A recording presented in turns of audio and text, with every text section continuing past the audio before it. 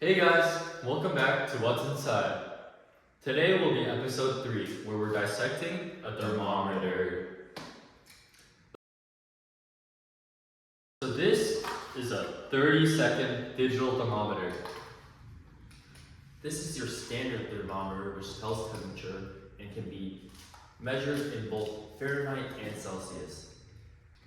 I'm sure everyone remembers when they're sick, your parents give you your thermometer to measure your temperature to see if you have a fever or not. And this is a perfect thing to do just that.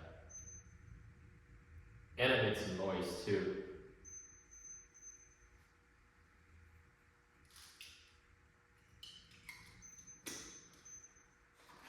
This is the on button. It turns on the display and it sends electricity throughout the thermometer.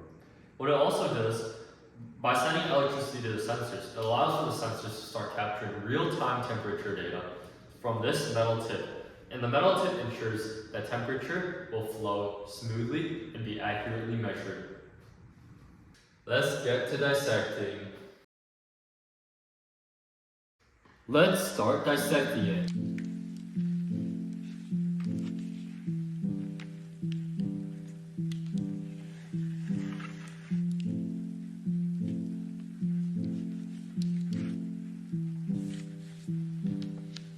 I think we're gonna use a flat piece to wedge open the plastic, maybe a screwdriver to wedge open too, some pliers, and maybe a mini hammer.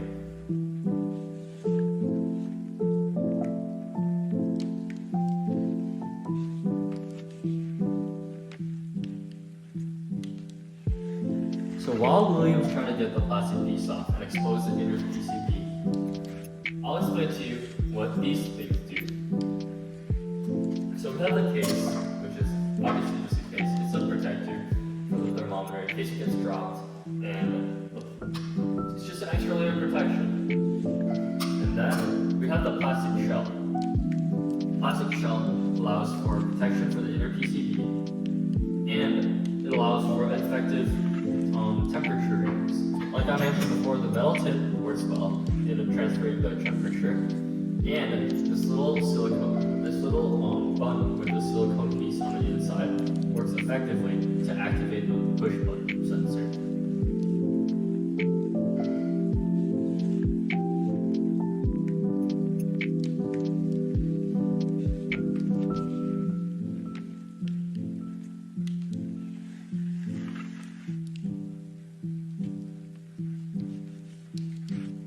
As you can see, we have successfully disassembled the thermometer.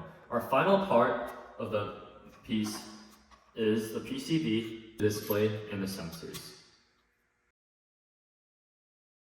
So now we will identify all of the main parts of the PCB, including the sensors and the display. First off, the display displays all of the numbers that the IC sends to it, including the data from the sensors, which gets displayed onto this little screen right here. And then, one of our new things is the reference designator. The reference designator is... It identifies the location of a component within the PCB.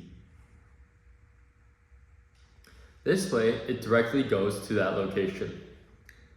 For example, electricity or data.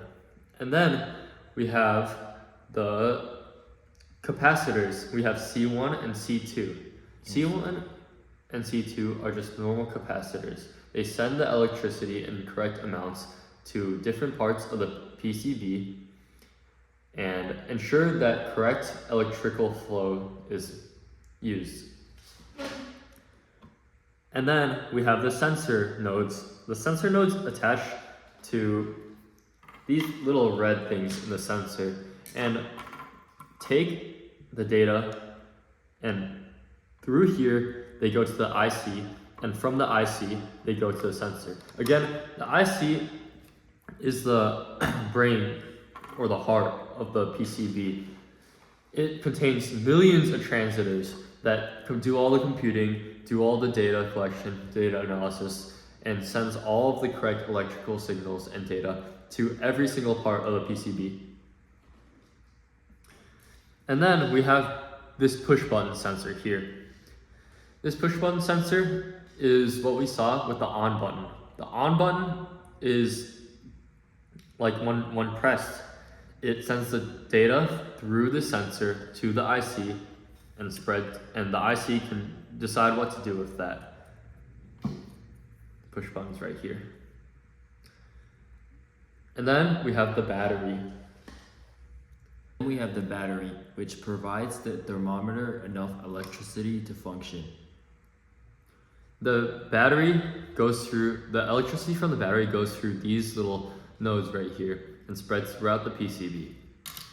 And then we have the filter usually consists of a resistor and a capacitor placed on the power supply line to help cancel out all the high frequency noise. This is needed in a thermometer because the sensor data isn't completely accurate and functional. So the use of the RBAT is to smooth out all this data to provide a cleaner, more stable power supply to all the electronic components. Without this, all the high frequency noise that is coming in can interfere with the operation of all the sensitive electronic components. They block high frequency signals while allowing the power voltage to pass through.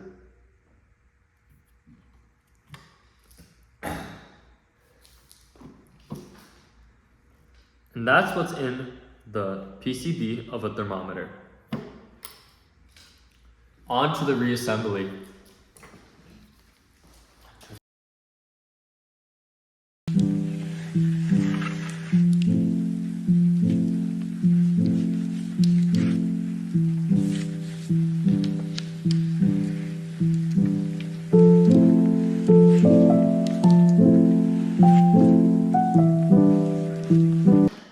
And that's the reassembly of the thermometer. Well, that's episode 3 of What's Inside a Thermometer. We hope you learned something in this video, and tune in for our next episode. As always, remember to stay curious, and that's what's inside.